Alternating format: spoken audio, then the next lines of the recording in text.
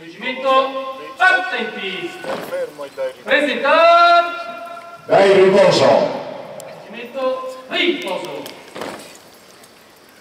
Io sono un bersagliere e la caratteristica di un bersagliere stravolge un po' tutto. E quindi ora tu non darai gli onori a me che me ne vado alla chetichella e darai gli onori al tuo comandante che va via.